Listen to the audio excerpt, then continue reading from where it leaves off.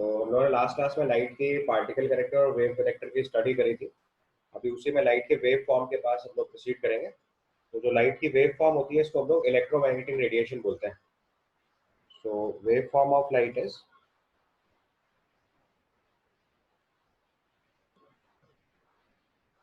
Electromagnetic radiation.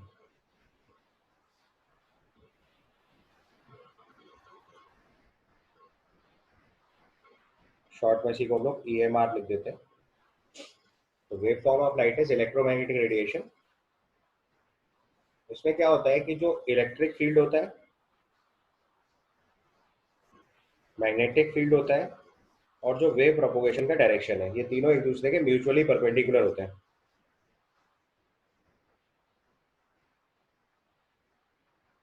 So electric field, magnetic field and wave propagation direction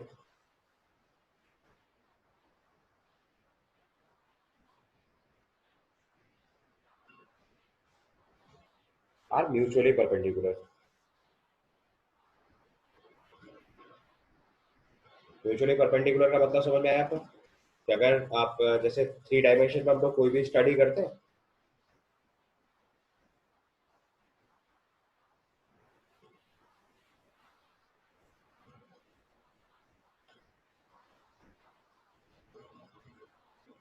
तो 3 dimensional study में एक x access होता है, एक वाई एक्सेस होता है और एक जेड एक्सेस होता है। ठीक है। तो अगर हमने इलेक्ट्रिक फील्ड, मैग्नेटिक फील्ड और वेव प्रोपोगेशन डायरेक्शन, तीन चीजों को म्यूचुअली परपेंडिकुलर अगर अप्लाई कर दिया, तो जो वेव क्रिएट होती है उसको हम लोग बोलते हैं इलेक्ट्रोमैग्नेटिक रेडिएशन। ठीक है, ये पॉइंट समझ में आया आपको? जो वेव क्रिएट होगी उसको हम लोग बोलेंगे इलेक्ट्रोमैग्नेटिक रेडिएशन। सर वो ग्राफ के तरीके से वो मतलब परपेंडिकुलर होते हैं, जैसे एक को इलेक्ट्रिक फील्ड, एक को मैग्नेटिक फील्ड, एक को वेव फ्रीक्वेंसी प्रोपगेशन। डायरेक्शन देखनी है हमको। एक देखो मैंने ये बोल्ड लाइन ड्रॉ कर रखी है, ध्यान से देखना आपको। पहले तो देखो एक ये बोल्ड लाइन ड्रॉ कर रखी है, ये वेव प्रोपगेशन का डायरेक्शन है। ठीक है, एक डायरेक्शन हो गया, this is direction of wave propagation. अब देखो एक रेड कलर से आपको वेव दिख रही है इस तरीके से,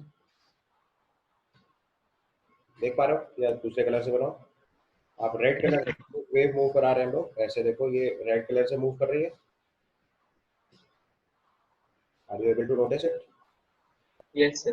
तो इसके लिए जो डायरेक्शन बन रही है परपेंडिकुलर, जो उसकी परपेंडिकुलर डायरेक्शन क्रिएट कर रहे हैं हम लोग, विच यू मे से दिस वन। तो अगर हमने यहाँ से एक ऐसे परपेंडिकुलर डायरेक्शन ड्रॉ किया, ये वाला, ये आपकी दूसरी एक्सेस हो गई, वाई एक्सेस। लेट्स से समझ आया? यू मे से it is a different direction जो वेव प्रोपगेशन डायरेक्शन के परपेंडिकुलर है। इस डायरेक्शन में हमने मैग्नेटिक फील्ड अप्लाई कर रखा है। लुक एट दिस वन, ये आपका मैग्नेटिक फील्ड अप्लाई कर रखा है। ठीक है, और तीसरा डायरेक्शन देखो जो उसके उसके भी परपेंडिकुलर लगा हुआ है, दैट इज ब्लूइश लाइन। अब आप उस लाइन को ध्यान से देखोगे तो आपको समझ आएगा। ये ब्लू वाली लाइन आपके नोटिस में आ रही है? ब्लू लाइन समझ में आ रहा है आपको? जो ब्लू वाली लाइन से हम लोगों ने दिखाया हुआ है वो देखो उसके भी परपेंडिकुलर चल रहा है, कर पा रहे हो नोटिस? तो ये जो तीसरी डायरेक्शन बनी हुई है, पेपर पे तो मतलब आपके लिए या इस पे मैं ड्रॉ करूंगा तो आपको एक ही जैसी लगेगी, बट अगर इस वाली लाइन पे ड्रॉ करूं तो आप समझ जाओगे। ये लाइन देखो इसके फिर परपेंडिकुलर है, इस डायरेक्शन में इलेक्ट्रिक फील्ड अप्लाई किया हुआ है। समझ में आया बात आपको? अगर आप नहीं समझ पा रहे हो तो अपनी 3 फिंगर्स को म्यूचुअली परपेंडिकुलर करो।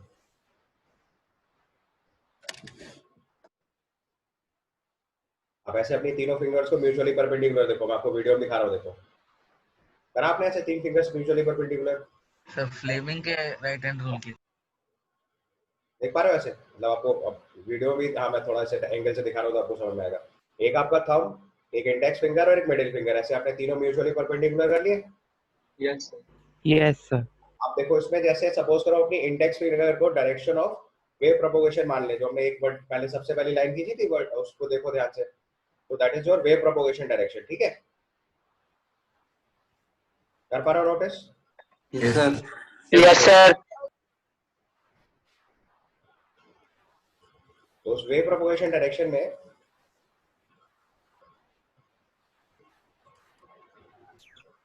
तो वेव प्रोपगेशन डायरेक्शन आपको पता चल गया। अब उसके जो थंब वाली डायरेक्शन है उसको आप मान लो इलेक्ट्रिक फील्ड का डायरेक्शन, और जो मिडिल फिंगर का डायरेक्शन है उसको आप मान लो मैग्नेटिक फील्ड का डायरेक्शन। तो एक मैग्नेटिक फील्ड लग रहा है, एक इलेक्ट्रिक फील्ड लग रहा है और एक वेव प्रोपगेशन डायरेक्शन है, तीनों एक दूसरे के म्यूचुअली परपेंडिकुलर है।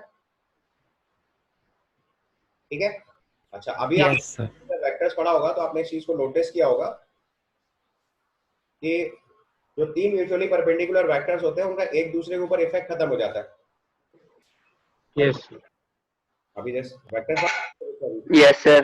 तो आपने पढ़ा होगा कि अगर हम वेलोसिटी का कंपोनेंट vx बना लें और vy बना लें तो vy का इफेक्ट vx पे नहीं आता और vx का इफेक्ट vy पे नहीं आता, राइट।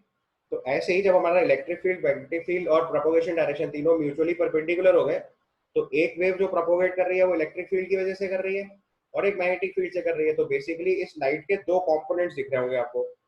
अब मैं सब कलर हटा रहा हूँ तब आपको फिर से लाइट दिखेगी। तो उसमें मैंने देखो इसके दो कंपोनेंट्स ड्रॉ किए हुए हैं। दोनों कंपोनेंट समझ पा रहे हो कौन कौन से? एक जो ब्लू वाली लाइन से बना हुआ है और एक जो रेड वाली लाइन से बना है। तो ये दोनों म्यूचुअली परपेंडिकुलर डायरेक्शन है। तो इसका जो रिजल्टेंट फॉर्म बनेगी वो लाइट होगी। समझ में आई बात? सर हम लोगों को सर ये हम लोगों को हम इलेक्ट्रिक फील्ड रिप्रेजेंट कर रहा है। हाँ, अब वो तो तीनों म्यूचुअली परपेंडिकुलर है ना, आप किसी को कुछ भी बोल दो, उसमें थंब और इंडेक्स फिंगर तीनों एक दूसरे के परपेंडिकुलर है। जैसे आप 3 डायमेंशन बनाते हो एक्स वाई जेड, तो जरूरी थोड़ी ना एक्स इसको लेके वाई इसको लेके जेड इसको लेके, केवल साइक्लिक रूल फॉलो करना होता है, एक्स वाई जेड कहीं पे भी लिख दो। लाइक इट इज लाइक जैसे आपने ये 3 एक्सेस ड्रॉ करी तो आप इसको एक्स, इसको वाई, इसको जेड लिखो। किसी दूसरे बच्चे बोला नहीं ऐसे नहीं सर, अब इसको एक्स, इसको वाई, इसको जेड लिखेंगे। तीसरे बच्चे ने कहा नहीं सर अब तो इसको एक्स लिखेंगे, इसको वाई लिखेंगे, इसको जेड लिखेंगे। तो अंतर क्या है? They are following cyclic rule, so that means all 3 are correct. तो ऐसे ही तीनों म्यूचुअली परपेंडिकुलर है। तो आप किसी एक डायरेक्शन को वेव प्रोपगेशन डायरेक्शन समझ लो, किसी एक प्रोपगेशन डायरेक्शन, किसी एक डायरेक्शन में इलेक्ट्रिक फील्ड है और एक डायरेक्शन में मैग्नेटिक फील्ड है। They are mutually perpendicular. Sir बस हम लोगों को इसमें ये जानना है कि मतलब ये तीनों सर एक दूसरे के म्यूचुअली परपेंडिकुलर है। हाँ, बस म्यूचुअली और इसको जो ले तो उससे एक डायरेक्शन में प्रोपगेशन इलेक्ट्रिक फील्ड गवर्न कर रहा है, एक डायरेक्शन में प्रोपगेशन मैग्नेटिक फील्ड गवर्न कर रहा है, और उनका जो रिजल्टेंट है वो आपका इलेक्ट्रोमैग्नेटिक रेडिएशन। तो जो लाइट है वो दो फील्ड्स के इफेक्ट की वजह से मूव कर रही है। समझ में आ गई बात? तो इलेक्ट्रिक फील्ड और मैग्नेटिक फील्ड का कंबाइंड इफेक्ट लगने के बाद लाइट मूव कर रही है। तो एक इलेक्ट्रिक फील्ड का डायरेक्शन है, एक मैग्नेटिक फील्ड का डायरेक्शन है, जो दोनों एक दूसरे के परपेंडिकुलर है। इसलिए देखो मैंने एरो से अच्छे से दिखाया, अगर आप ध्यान से देखोगे तो आपको समझ आएगा। ये प्रोपगेशन डायरेक्शन है जिस डायरेक्शन वेव चल रही है, ये इलेक्ट्रिक फील्ड का डायरेक्शन है जो ब्लू वाली लाइन पे दिख रहा है, और ये मैग्नेटिक फील्ड का डायरेक्शन है जो रेड वाली लाइन पे दिख रहा है। वैसे 3 अलग अलग डायरेक्शन में फोर्सेस मूवमेंट्स है। वेव जिस डायरेक्शन में चल रही है इलेक्ट्रिक फील्ड उसके परपेंडिकुलर है और मैग्नेटिक फील्ड दोनों के परपेंडिकुलर है। और तीनों परपेंडिकुलर कैसे आएंगे मैंने आपको ऐसे समझाया, तो आपको देखो 3D समझ में आएगा, क्योंकि पेपर पे 3D नहीं ड्रॉ कर सकते हो, आपको समझना पड़ेगा।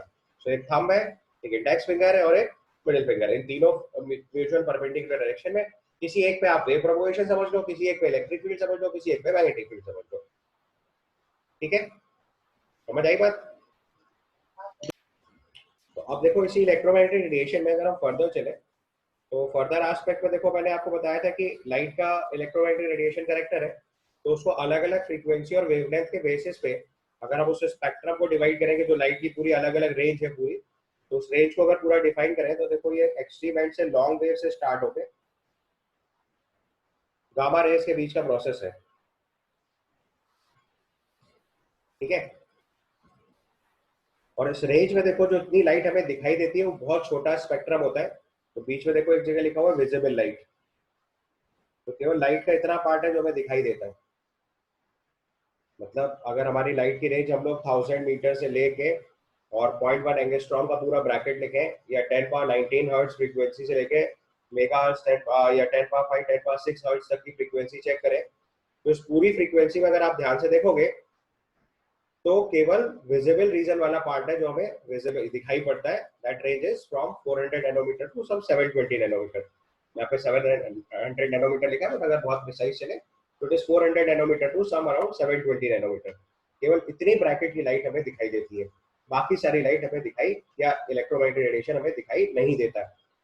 ठीक है, तो इट रेंजेस फ्रॉम देखो गामा रेज, यहाँ पे देखो एक्स रेज मेंशन है, ये अल्ट्रावायलेट रीजन है, ये इंफ्रारेड रीजन है, यहाँ पे देखो ये थर्मल इंफ्रारेड है, ठीक है, तो जो विजिबल रीजन के पास वाला इंफ्रारेड होता है उसको हम लोग देखो नियर इंफ्रारेड बोलते हैं। देख पा रहे हो, थोड़ा फेड लिखा हुआ है, आप अपनी कॉपी में चाहे तो सही से लिख लेना। जो विजिबल रीजन का क्लोजेस्ट रीजन है वहां देखो टर्म लिखा हुआ है नियर इंफ्रारेड। तो हम जो भी नियर इंफ्रारेड या फार इंफ्रारेड लिखते हैं that is with respect to visible region. Near infrared या फार इंफ्रारेड जो भी लिखते हैं that is with respect to visible region. तो यहाँ पे देखो नियर इंफ्रारेड है जो वो विजिबल रीजन के पास है, और ये देखो फार इंफ्रारेड है जो विजिबल रीजन से दूर है। Yes sir. उसके बाद देखो अगला रेडिएशन है माइक्रोवेव, उसी के पास देखो लिखा हुआ रडार। रडार वाली जितनी वेव फ्रीक्वेंसी है वो उसके पास लिखी हुई देखो बीच में, रडार वाला केस आ गया। उसके बाद रेडियो एंड टीवी वाला सेगमेंट देखो ये बीच में है, जितना भी रेडियो और टीवी फ्रीक्वेंसी है वो सब यहाँ चल रही है। और इस रेडियो और टीवी फ्रीक्वेंसी में भी अगर और नीचे वाले ब्रैकेट पे चले जाए तो देखो ये एम्पलीट्यूड मॉड्यूलेशन आता है। अगर आपने कभी रेडियो देखा होगा तो उसमें एक एएम एक एफएम दो सेगमेंट होते हैं। तो एएम को बोलते हैं amplitude modulation, am is amplitude modulation. और जो हम लोग करंट टाइम में रेडियो सुनते हैं वो एफएम वाली कैटेगरी है। वो देखो यहाँ अलग से बनाई गई, रेडियो फ्रीक्वेंसी को अलग से एक जगह रखा गया एफएम में। FM is frequency modulation. और अगर आपने कभी एफएम के चैनल सारे पलटा के देखे होंगे, कहाँ से कहाँ तक का एफएम रेडियो सुनाई देता है आपको बताओ। जब हम एफएम चैनल चालू करते हैं तो एफएम कहाँ से लेके कहाँ तक सुनाई देता है? सर 88 to 108 96.38 FM to 101 ये सब 101। सर 80 और 108 कहाँ से कहाँ तक वो चेक करता है? तो आप देखोगे 88 से लगभग स्टार्ट करता है और 108 तक का प्रोग्राम चेक करता है। जब आप चैनल सर्च करना शुरू करता है हमारी एफएम डिवाइस तो it starts from 88 somewhere 88 to 108। तो 88 मेगाहर्ट्ज से लेके 108 मेगाहर्ट्ज के बीच में आपकी एफएम आती है। तो उसका जो इसीलिए देखो मेन पोजीशन मैंने 100 मेगाहर्ट्ज मार्क करके दिया हुआ है आपको एफएम पे। तो ये जो भी आपको एफएम का अपना चैनल नंबर बताते हैं ना 91.1 या 92.3 या जो भी अपने अलग अलग नंबर्स हैं, those numbers are actually their frequency in megahertz. When it is says 91.1 तो 91.1 मेगाहर्ट्ज उसकी फ्रीक्वेंसी है जिसपे वो चीज वर्कआउट कर रही है। तो जब हम अपने एफएम चैनल को कनेक्ट करते हैं तो 91.1 मेगाहर्ट्ज पे कनेक्ट करता है, या 92.7 होता है, या जितने भी आगे जितने भी एफएम चलते हैं सारे एफएम के साथ क्या है, सब मेगाहर्ट्ज फ्रीक्वेंसीज हैं वो। तो जो भी वो वैल्यू बोलते हैं दैट इज, या 95 बोलते हैं तो वो 95 मेगाहर्ट्ज उसकी फ्रीक्वेंसी है। तो जितने भी एफएम चैनल्स हैं वो सब 88 मेगाहर्ट्ज से लेके, क्योंकि फ्रीक्वेंसी मॉड्यूलेशन इसी ब्रैकेट में काम करता है, तो जितने एफएम चैनल्स हैं इनकी सबकी फ्रीक्वेंसी मॉड्यूलेशन 88 मेगाहर्ट्ज से लेके 108 मेगाहर्ट्ज के बीच में होता है।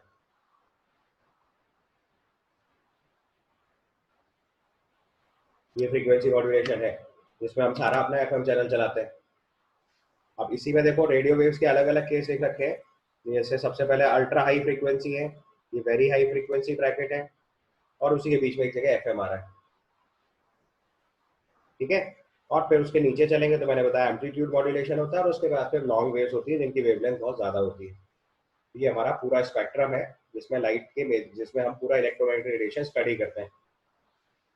So this is study of electromagnetic radiation. Out of that, visible region is 400 nanometer to 720 nanometer. बाकी सब जो है वो अलग अलग जगह अलग अलग यूजेस हैं। So from starting from gamma rays till long, पूरा स्पेक्ट्रम है हमारा, रेडिएशन की कैटेगरी में स्टडी करते हैं। उसमें से केवल 400 नैनोमीटर से लेके 720 नैनोमीटर वो रीजन है जो हम अपनी आई से देख पाते हैं, यानी हमारी आई के लिए बहुत छोटा रीजन है इलेक्ट्रोमैग्नेटिक जो विजिबल है। बाकी सबको हम अलग अलग तरीके से स्टडी करते हैं या अलग अलग तरीके से रीड आउट करते हैं या उनको पहचानते हैं। विजिबिलिटी में केवल बहुत छोटा स्पेक्ट्रम है, that is 400 nanometre to around 720 nanometre, और टू मैक्सिमम एक्सटेंड चले जाए तो 750 नैनोमीटर तक ये रेंज है हमारी आई इसके लिए सेंसिटिव होती है और इसे हम देख सकते हैं, ठीक है। So write down a question first.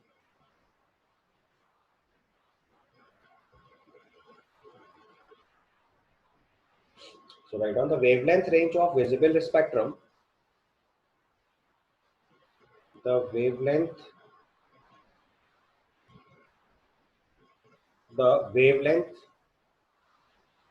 range of visible spectrum The wavelength range of visible spectrum extends from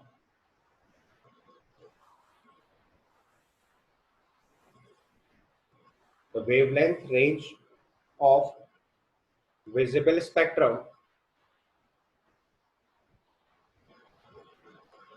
the wavelength range of visible spectrum extends from violet 400 nanometer to red 750 nanometer.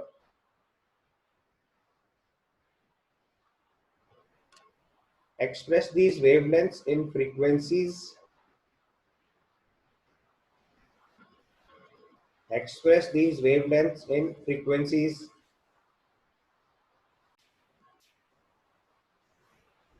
Yes, sir. So question करा आपने, मैंने लिखा था wavelength of range of the visible region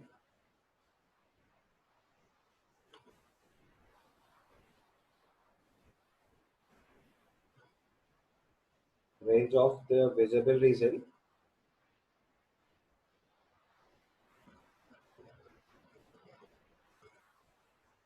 extends from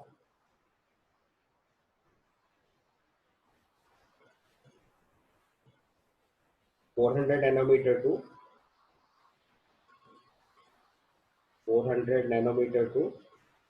750 nanometer. अब जो question में दिया होगा आपको उसी डेटा से सॉल्व करना, कंफ्यूज नहीं होना है 720 होता है कि 700 होता है, not like that. So 400 nanometre to 750 nanometre. Express these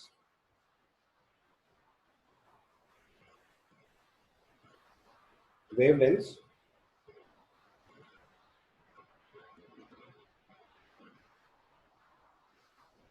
in frequencies.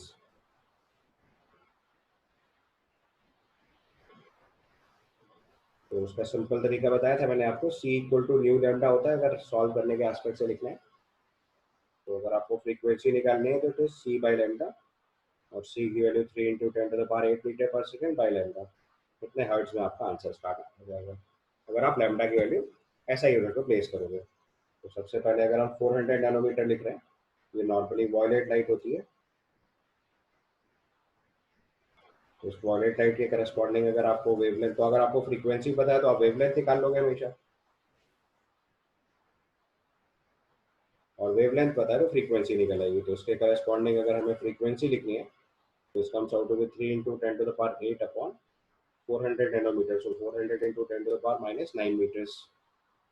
ये सिंप्लीफाई करेंगे तो this comes out to be 7.5 × 10⁻14 hertz. And similarly, if you will calculate it corresponding to 750 nanometer, ये आपकी रेड लाइट होती है अप्रॉक्स, although corresponding रेड के लिए 720 लिखते हैं अगर परफेक्ट रेंज लिखना है. तो frequency will write as 3 × 10⁸ upon 750 × 10⁻−9. ये वैल्यू सिंप्लीफाई करेंगे तो 4 × 10⁻14 हर्ट्ज आ जाएगा. तो आपको दोनों आंसर होगा. ठीक है, क्लियर? नेक्स्ट क्वेश्चन लिखिए. नेक्स्ट क्वेश्चन में लिखो frequency of yellow radiation, wavelength of yellow radiation. Next question लिखो, wavelength of yellow radiation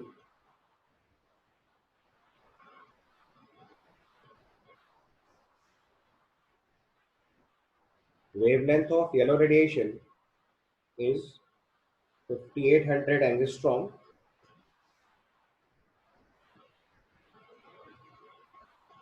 Then find frequency, wave number, and time period. Wavelength of yellow radiation is 5800 angstrom. Then find frequency, wave number, and time period.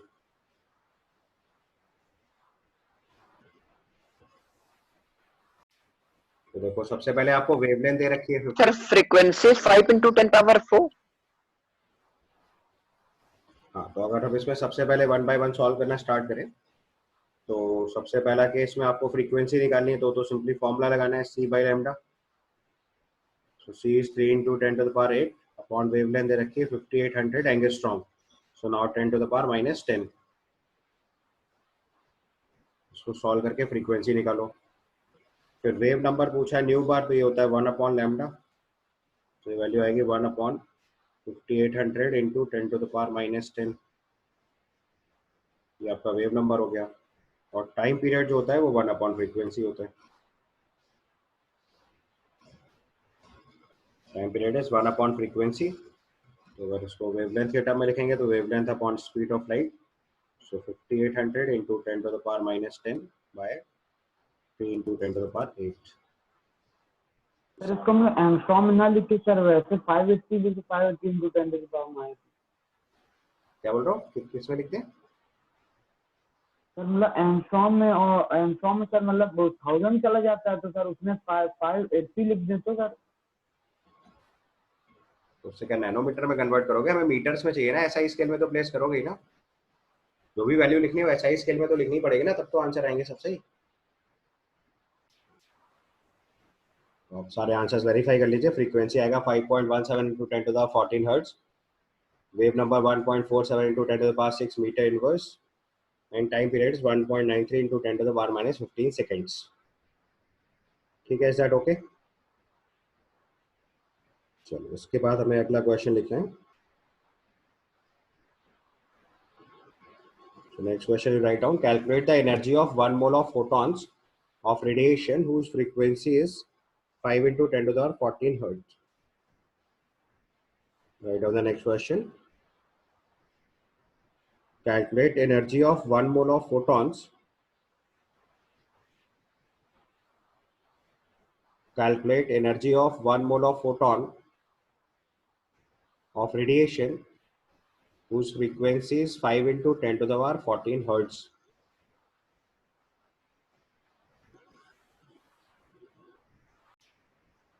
तो इस question को अगर solve करेंगे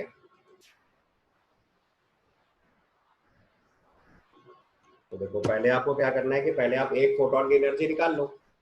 और आपको पता है एनर्जी क्वांटाइज होती है, तो 1 मोल फोटोन के लिए क्या करना पड़ेगा, वैगेदोस नंबर से मल्टीप्लाई कर देंगे। तो सबसे पहले टर्म में निकालो energy of 1 photon. So energy of 1 photon is hc by lambda.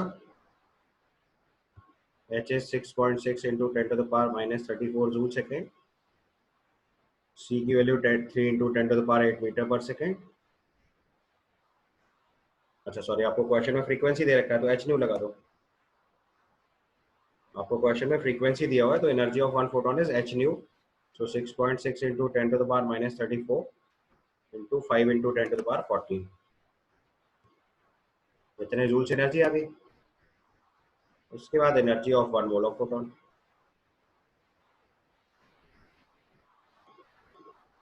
तो बस क्या करना है, वैगेदोस नंबर से मल्टीप्लाई कर देना है।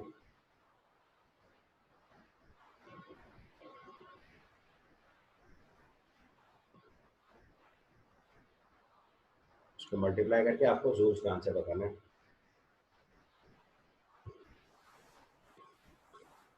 Value 3.3 into 10 to the power 19 आ रहा है।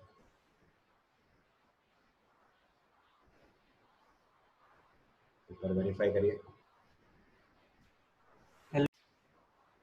तो उसका आंसर देखिए, सही करिए, गलत निकाल दिया था आपने। इसका आंसर आएगा 198.6 किलो जूल लिख सकते हैं। अगर राउंड ऑफ करके लिखना है, एग्जैक्ट लिखना है तो पावर में लिख लो 1.98 into 10 to the power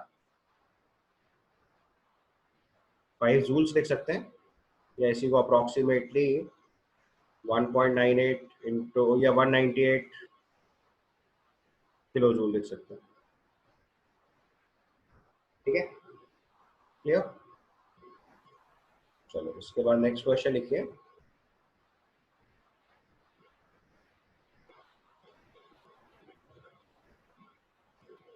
next question में लिखो photon sensitive surface. Write down the next question. A photon sensitive surface is receiving light of wavelength 5000 angstrom. A photon sensitive surface is receiving light of wavelength 5000 angstrom at the rate of 10 to the power minus 7 joules per second.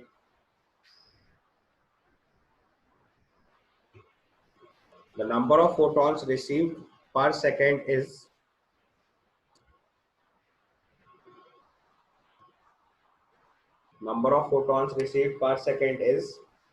ये आपको एक तो data बताना है और अगले point में लिख लो also calculate frequency and wave number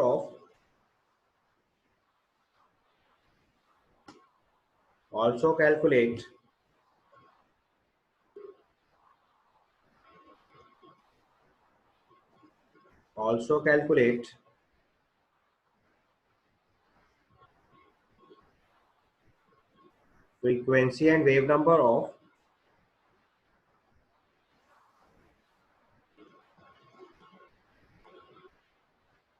also calculate frequency and wave number of radiation.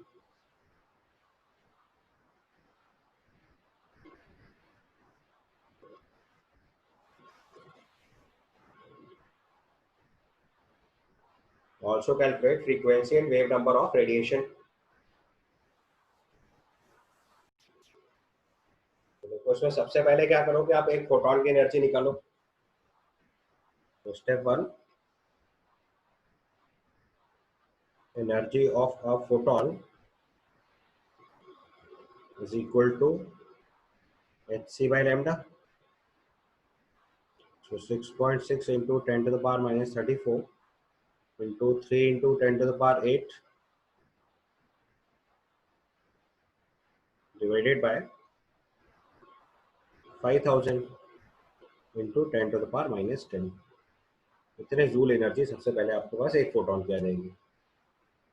अब उसने बोला हुआ कि जो सरफेस है उस पे 1 सेकंड में 10 पावर माइनस 7 जूल स्ट्राइक कर रहा है. तो एक फोटॉन की एनर्जी पता है तो कितने फोटॉन स्ट्राइक कर रहे होंगे पता चल जाएगा. तो सबसे पहले आपको ये वैल्यू थोड़ी सिंप्लीफाई करके बतानी है तो काम बनेगा. या नहीं भी कर रहा हो तो अगले स्टेप पे सिंप्लीफाई कर सकता हूँ, आपकी चॉइस है. अगर यही कर रहा हो तो यहाँ सिंप्लीफाई करके एक बार ही बताओ तो फिर मैं अगले स्टेप पे जाऊँ. तो एक फोटॉन की एनर्जी आपने सॉल्व करके निकाली 3.96 into 10 to the power minus 19 joule. अब नंबर ऑफ फोटॉन्स निकाल लें. So number of photons received per second.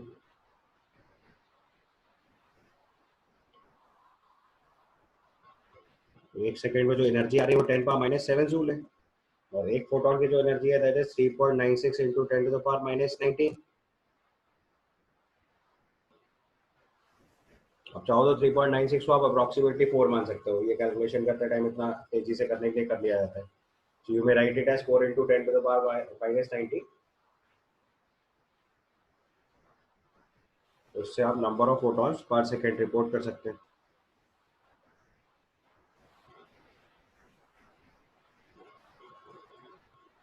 ये कितना 2.5 into 2.5 into 10 power 13. into 10 to the power 13 or 12. 13. 13 में 11 आ रहा है. सर 13 आ 2 into नहीं sir 6 into 10 power 14 and wave number 2 into 10 power 6. अब इसके बाद इसकी अगर फ्रीक्वेंसी निकालेंगे तो वो आपका सीधे सीधे c by lambda आ जाएगा. So 3 into 10 to the power 8 upon 5000 into 10 to the power minus 10.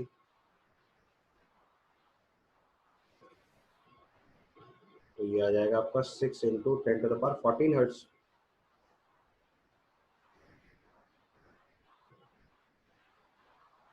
ठीक है.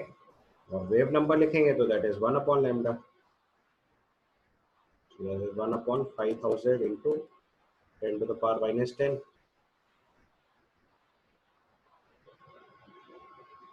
ये 2 into 10 to the power minus 8 आ रहा होगा. ठीक, समझ आ गई बात.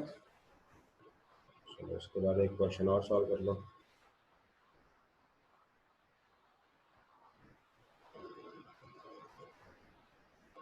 Write down the next question. It's given a photon of 400 nanometer is absorbed by a gas.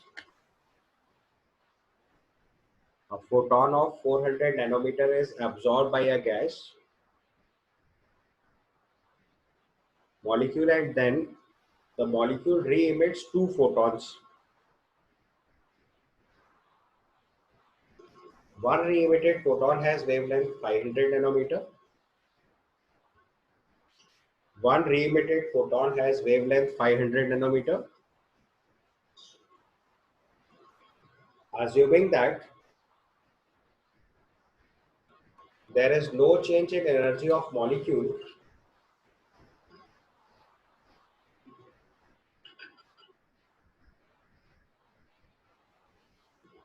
the wavelength of second re-emitted photon is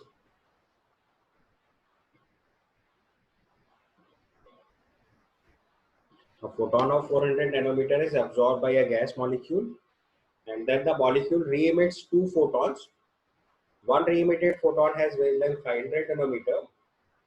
Assuming that there is no change in energy of the molecule, the wavelength of second re-emitted photon is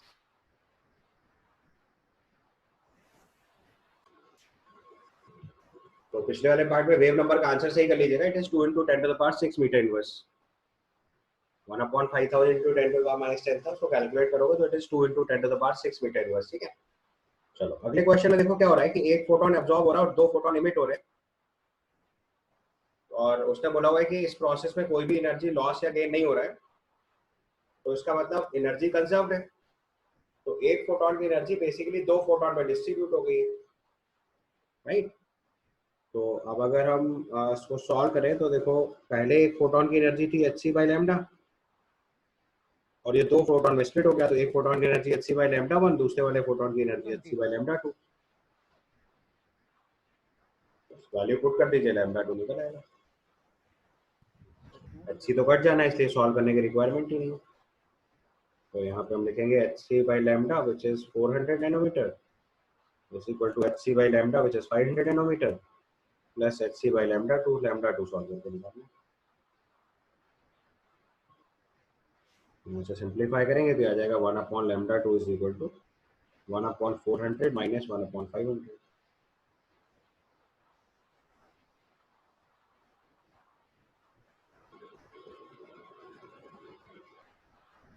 से lambda 2 इसमें हम लोग H की value नहीं रखेंगे.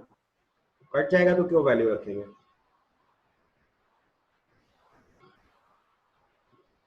ये 2000 nanometre आना चाहिए मेरे हिसाब से सॉल्व.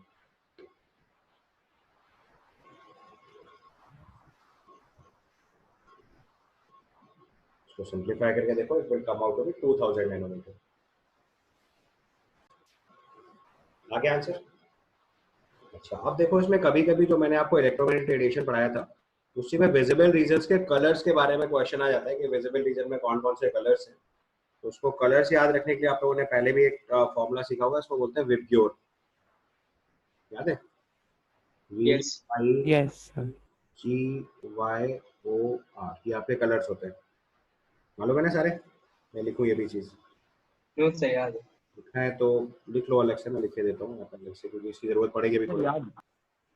तो अगर हम यहाँ पे विजिबल स्पेक्ट्रम की बात थोड़ी सी एक बार और कर दें, अब लिख लो अलग से. सो विजिबल स्पेक्ट्रम अगर हम लोग लिखेंगे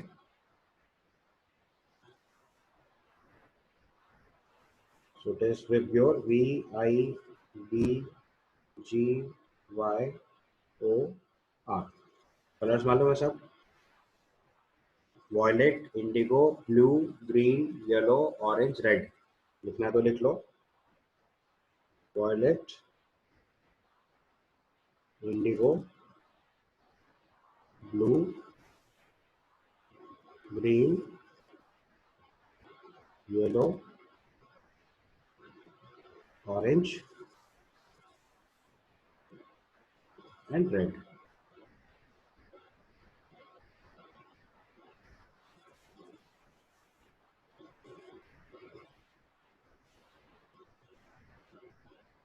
ठीक है।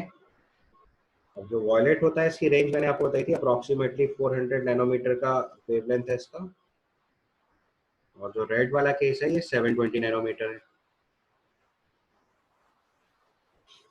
Violet is 400 nanometre and red is 720 nanometre. कभी कभी 700 750 वो आसपास का लिखा जाता है, आप जानते हो कलर्स में बहुत शेड होती है। तो आप देखो अगर हम इस स्पेक्ट्रम में लेफ्ट से राइट की तरफ मूव कर रहे हैं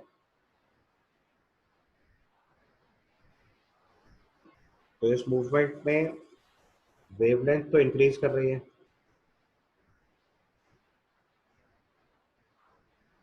तो इसका मतलब फ्रीक्वेंसी जो है वो डिक्रीज करेगी।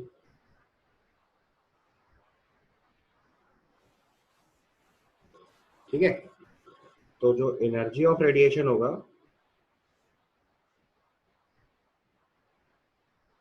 वो भी डिक्रीज करेगा।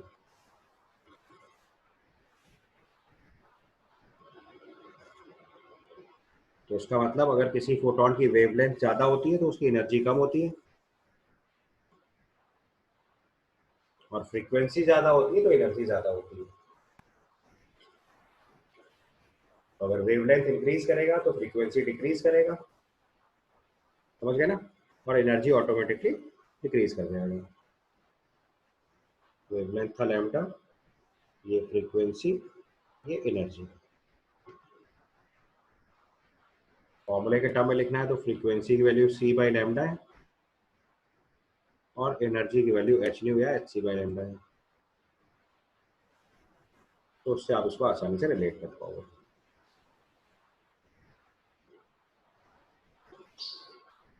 ठीक है, तो visible spectrum is radio VIDGYOR।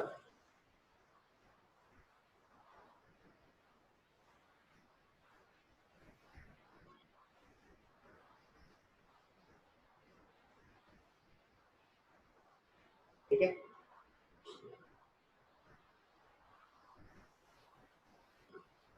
अब इसके बाद देखो बोहर ने जो अपने आगे फिर से हम लोग एटॉमिक मॉडल पर वापस जा रहे हैं। नील्स बोहर ने देखो सिंगल इलेक्ट्रॉन सिस्टम के रेडियस, वेलोसिटी और एनर्जी निकाल के बता दी थी। उसके बाद नील्स बोहर ने जो फर्दर स्टडी अपनी कंटिन्यू करी that was for hydrogen spectrum. तो हम लोग अगला टाइटल लिखेंगे हाइड्रोजन स्पेक्ट्रम।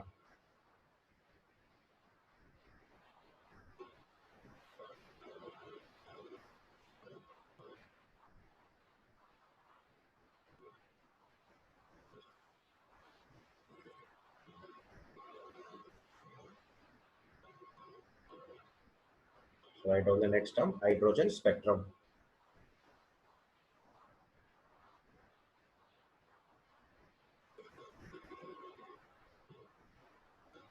Hydrogen spectrum. अब देखो अगर बहुत प्रिसाइसली आपको समझाऊं तो जो स्पेक्ट्रम है वो बेसिकली आपके कोर्स रेंज से बहुत आगे की बात है, बट चूंकि हमें बोर मॉडल समझना है और हमें बोर के स्पेक्ट्रम के बारे में इंफॉर्मेशन गेन करनी है, मैं आपको थोड़ा सा आइडिया दे रहा हूँ इसमें करते क्या है। सो बेसिकली क्या होता है कि बोहर ने बताया था कि हर एलिमेंट के लिए या स्पेशली सिंगल इलेक्ट्रॉन सिस्टम के जब उसने स्टडी करी तो उसने बोला सब में स्टेशनरी ऑर्बिट्स होते हैं और हर ऑर्बिट के करस्पॉन्डिंग एक फिक्स्ड अमाउंट ऑफ एनर्जी है। तो इलेक्ट्रॉन जब भी कभी एनर्जी एब्जॉर्ब या इमिट करेगा तो वो हमेशा एक पर्टिकुलर एनर्जी लेवल से दूसरे पर्टिकुलर एनर्जी लेवल में ट्रांसफर होगा।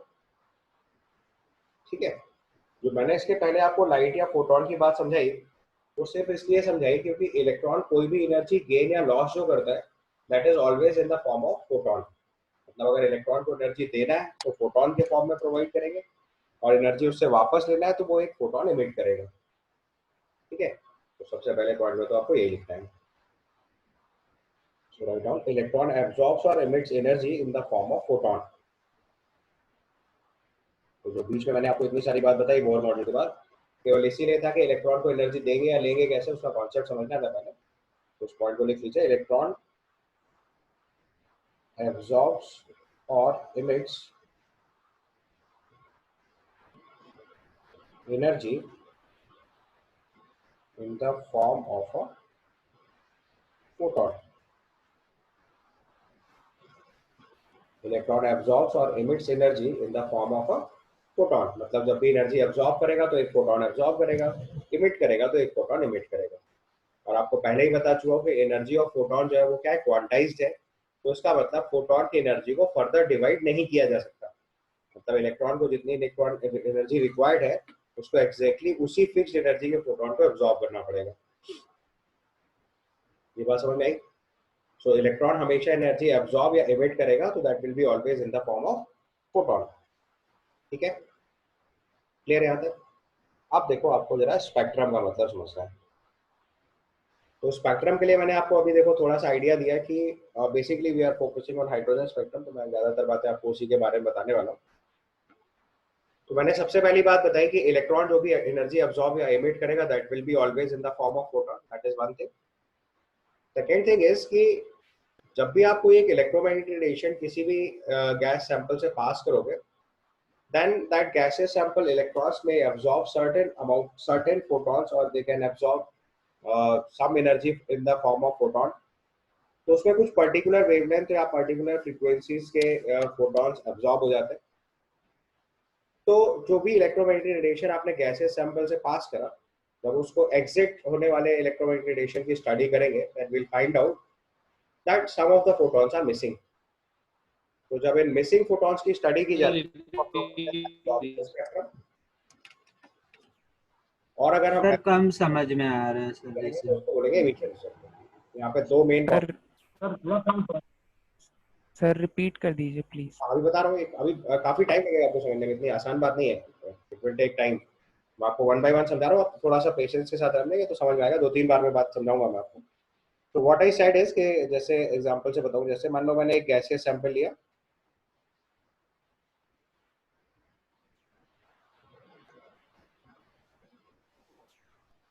ये हमने एक गैस सैंपल लिया। इस गैस सैंपल में हमने यहाँ से बहुत सारा इलेक्ट्रोमैग्नेटिक रेडिएशन पास किया। ये हमने एक इलेक्ट्रोमैग्नेटिक रेडिएशन इसमें पास किया। तो अब गैस सैंपल के अंदर जो गैस है उसके इलेक्ट्रॉन्स जो है वो कुछ कुछ फोटोन एब्जॉर्ब कर लेंगे। So electron will absorb some voice lag कर रही है sir. So electron will absorb some photons. अब इलेक्ट्रॉन्स ने जो फोटोन एब्जॉर्ब कर लिए, इलेक्ट्रॉन्स ने जो फोटॉन्स एब्जॉर्ब कर लिए, उनके साथ क्या हो रहा है कि जब यहां से रेडिएशन बाहर आएगा तो उसमें वो सारे फोटोन मिसिंग होंगे। और जब आप यहाँ यस सर। फोटोग्राफिक प्लेट पे इसको जाके देखोगे, क्योंकि मैंने आपको पहले ही बताया कि इलेक्ट्रोमैग्नेटिक रेडिएशन में बहुत कम चीजें होती है जो हमें दिखाई देती हैं। तो अगर हमने इसको फोटोग्राफिक प्लेट पे देखा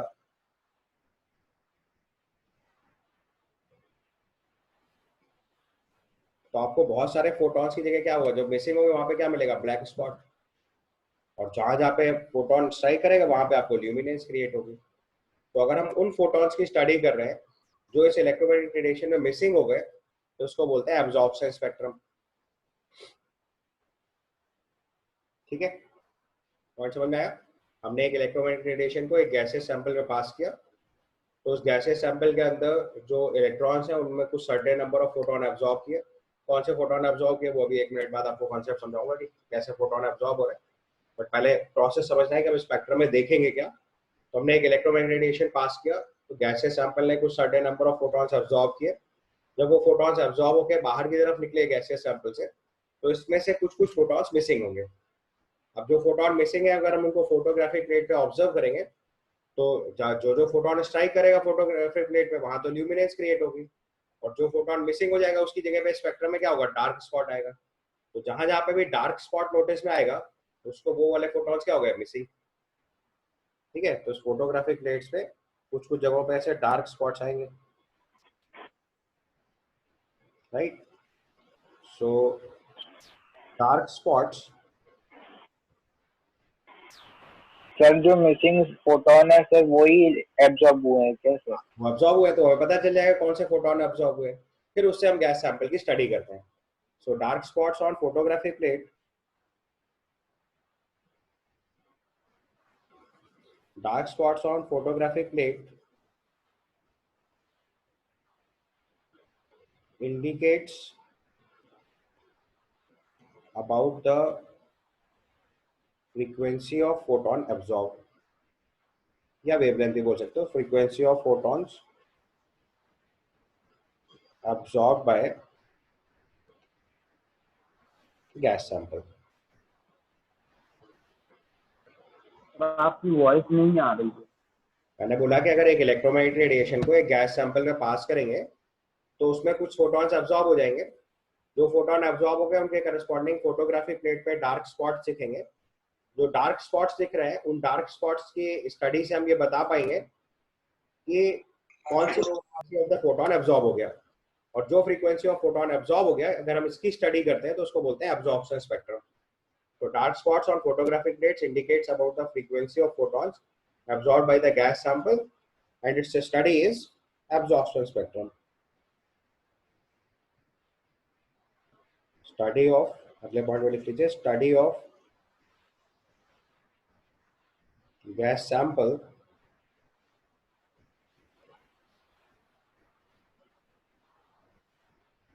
with these missing photons, या with frequency of these missing photons, frequency of these missing photons is absorption spectrum.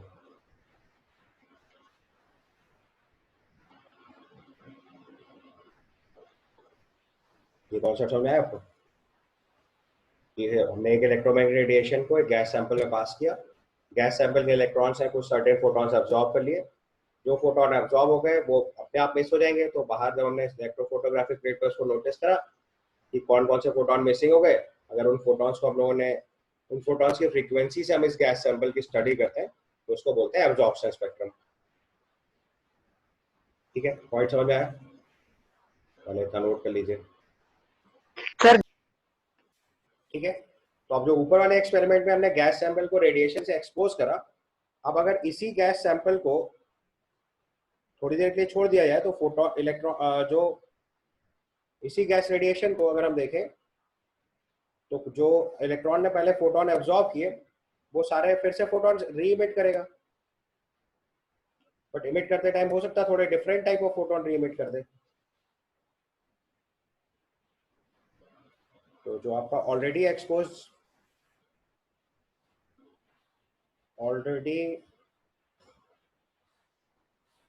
Exposed gas sample अगर लिया जाएगा तो इसमें से फिर कुछ फोटॉन्स इमिट होंगे। जैसे भी थोड़ी देर पहले एक क्वेश्चन कराया था कि 400 नैनोमीटर एब्जॉर्ब किया तो उसने देखो फिर 500 नैनोमीटर और 2000 नैनोमीटर के दो फोटोन इमिट कर दिए। तो जो एब्जॉर्ब अगर अपनी स्टेबिलिटी बनाने के लिए सर ये करता है ना? हाँ, क्योंकि इलेक्ट्रॉन ने जो भी एनर्जी एब्जॉर्ब करी तो वो फिर से, क्योंकि एनर्जी एब्जॉर्ब करके क्या होगा, एक्साइटेड स्टेट में जाएगा। जब एक्साइटेड स्टेट में जाएगा तो अनस्टेबल होगा, तो फिर क्या होगा, फिर से वापस अपनी ग्राउंड स्टेट में आने की कोशिश करेगा। तो फिर से क्या होगा कि अब यहाँ पे ब्राइट स्पॉट आएंगे। अब इस फोटोग्राफिक प्लेट पे आपको ऐसे ब्राइट स्पॉट दिखेंगे। समझ आई बात? तो अब की बार फोटोग्राफिक प्लेट पे आपको ब्राइट स्पॉट दिखेगा। तो अगर आप इस ब्राइट स्पॉट की स्टडी करेंगे तो उसको बोलते हैं इमिशन स्पेक्ट्रम। अब ये अलग अलग लैब की फैसिलिटी है कि कौन सी स्टडी करते हैं। तो अगर फोटोग्राफिक प्लेट पे हम लोग ब्राइट स्पॉट की स्टडी करेंगे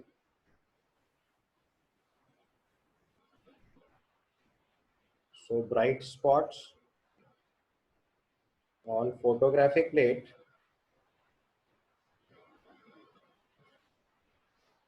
indicates about the frequency of photon emitted by gas sample, and study of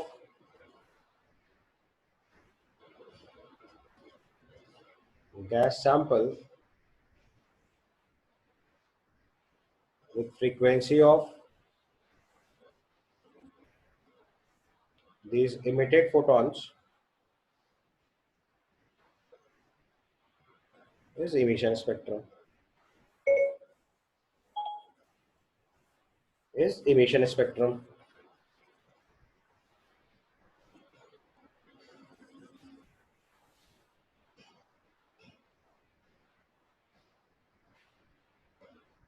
तो बेसिकली हम लोग दो तरीके से स्टडी करते हैं। एक स्टडी उन फोटॉन्स की होती है जो एब्जॉर्ब हुए, और एक स्टडी उन फोटॉन्स की होती है जो इमिट हुए। एक स्टडी उन फोटॉन्स की वजह से होती है जो एब्जॉर्ब हुए, और एक स्टडी उन फोटॉन्स की वजह से हुई जो इमिट हुए। सर इस केस में EMR सप्लाई नहीं होती है ना? हाँ, एएमआर पहले सप्लाई करा ना, सबसे पहले इलेक्ट्रोमैग्नेटिक रेडिएशन सप्लाई करा, गैस फोटॉन को जो एब्जॉर्ब हो गए, तो पहले फोटॉन को देखे जो मिसिंग हो गए, फिर जो ऑलरेडी एक्सपोज गैस सैंपल था उसको थोड़ी देर के लिए छोड़ दिया, उसके सामने दूसरी फोटोग्राफी प्लेट लगाई, तो उस पर देखा कुछ दूसरे फोटॉन्स के स्पॉट्स दिख रहे हैं, तो जो ब्राइट स्पॉट्स आएंगे उससे हम लोग उसकी स्टडी करेंगे, emission spectrum। सर जो एब्जॉर्ब हो गए उसको थोड़ी देर हमने रेस्ट पे रखे रहे, फिर उसके बाद में उसको फोटोग्राफी प्लेट के आगे रखा है ना सर? फोटोग्राफी प्लेट जो एब्जॉर्ब वाले के बाद आई, उस फोटोग्राफी प्लेट को हटा के दूसरी फोटोग्राफी प्लेट लगा दी। तो अब दूसरी फोटोग्राफी प्लेट पे क्या हुआ कि इमिटेड वाली जो हमने रेडिएशन पास कर रहे थे उसको बंद कर दिया। ऑलरेडी एक्सपोज गैस सैंपल था, उसको हमने उसके सामने एक फोटोग्राफी प्लेट रखी, तो उस पे जो भी आपको डार्क स्पॉट्स ब्राइट जो भी उस पे ब्राइट स्पॉट्स दिखेंगे उस पर फोकस करेंगे, क्योंकि बाकी कोई लाइट तो है नहीं, तो पूरी स्क्रीन ब्लैक रहेगी। उस पे केवल जो ब्राइट स्पॉट्स दिखेंगे वो हमें पता चलेगा कौन कौन से फोटोन इमिट हुए। तो जो फोटोन इमिट हुए उसकी स्टडी करेंगे तो इमिशन स्पेक्ट्रम आएगा। सर ऐसा जरूरी है कि जो फोटॉन्स एमिट हुए हो वही जो अब्जॉर्ब हुए हो वही एमिट हो? वही बताना चाह रहा हूँ, अब यही चीज आपको बता रहा हूँ। तो अभी देखो हम लोगों ने लास्ट क्लास में अगर आपको याद हो तो हाइड्रोजन गैस सैंपल के अलग अलग एनर्जी लेवल बनाए थे। अभी मैं आपको सिर्फ एक एग्जांपल से बता देता हूँ। तो जैसे हमने एक हाइड्रोजन गैस सैंपल के एनर्जी लेवल से आपको दिखा रहा हूँ एक बारी।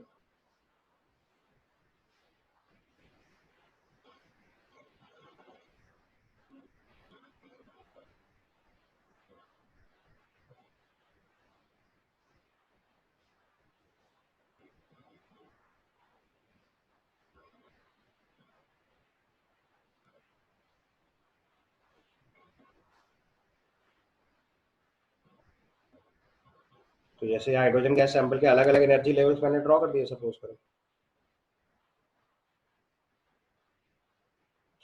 ठीक है। तो आपको याद होगा ये n=1 था।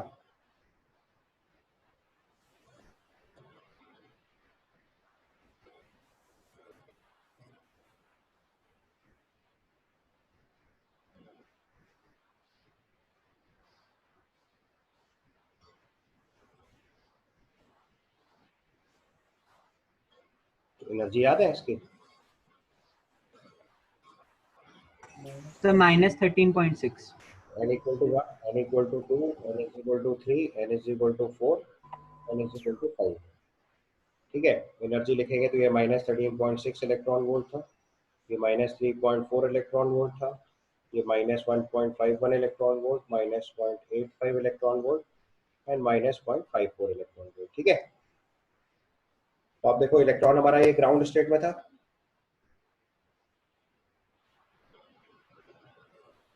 ये आपका फर्स्ट एक्साइटेड स्टेट है,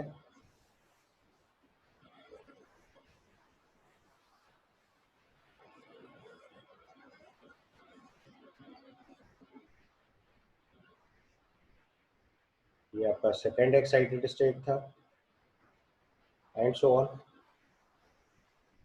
ठीक है, तो आप देखो हमारा इलेक्ट्रॉन ग्राउंड स्टेट में था, तो आप देखो कौन कौन से फोटोन एब्जॉर्ब हो सकते हैं वो मैं आपके लिए मार्क कर रहा हूँ। तो देखो इसने जैसे ये वाला फोटोन एब्जॉर्ब किया तो यहाँ से यहाँ चला गया, तो उसकी एनर्जी आपको पता है 10.2 electron volt, gap of first and second energy level. तो अगर ये फोटोन मिसिंग होगा तो हमें पता चल गया हमारा इलेक्ट्रॉन 1 से 2 मूव कर गया होगा। तो ये देखो अगर ये यहाँ से 1 से मूव करके सीधे 3 पहुंच गया, ये अलग फोटोन हो गया। 1 से मूव करके 4 पहुंच गया, अलग फोटोन हो गया। 1 से मूव करके 5 चला गया, ये अलग फोटोन हो गया। तो ये सारी बात आपको किस पे नोटिस में आएगी? एब्जॉर्प्शन स्पेक्ट्रम में।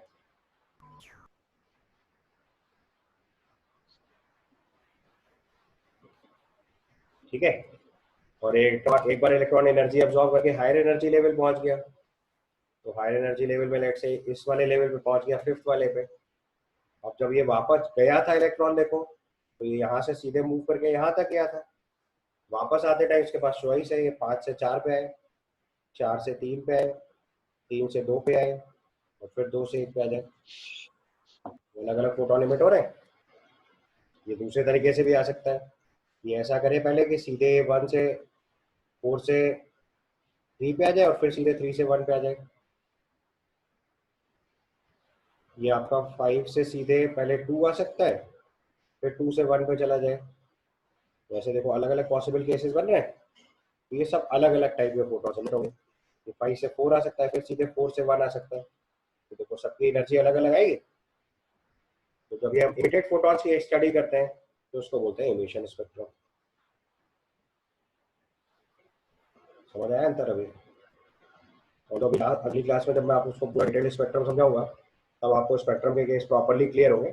अभी तो सिर्फ मैंने आपको टेंटेटिव आइडिया बताया कि अगर एक गैस सैंपल को मतलब इलेक्ट्रोमैग्नेटिक रेडिएशन से एक्सपोज कराते हैं तो उस इलेक्ट्रोमैग्नेटिक रेडिएशन में से कुछ फोटोन एब्जॉर्ब हो जाते हैं। तो कौन कौन से हो सकते हैं उसका एक एग्जांपल मैंने आपको हाइड्रोजन गैस से बताया। तो अगर एब्जॉर्ब हुए वाले फोटॉन्स की स्टडी करते हैं जो कि हमें डार्क स्पॉट से पता चलता है तो उसको बोलते हैं एब्जॉर्प्शन स्पेक्ट्रम। और अगर उस हाइड्रोजन गैस सैंपल को हम लोग एक्सपोज हाइड्रोजन गैस सैंपल के या गैस सैंपल को छोड़ दें तो उसमें जो फोटोन एब्जॉर्ब हुए तो उसके बाद शुरू होंगे। तो ये जरूरी नहीं होता तो वही एग्जैक्टली इमिट हो। तो इमिटेड फोटोन थोड़े अलग भी हो सकते हैं। तो अगर उस इमिटेड वाले फोटॉन्स की स्टडी करेंगे तो उसको हम लोग बोलेंगे इमिशन स्पेक्ट्रम। ठीक।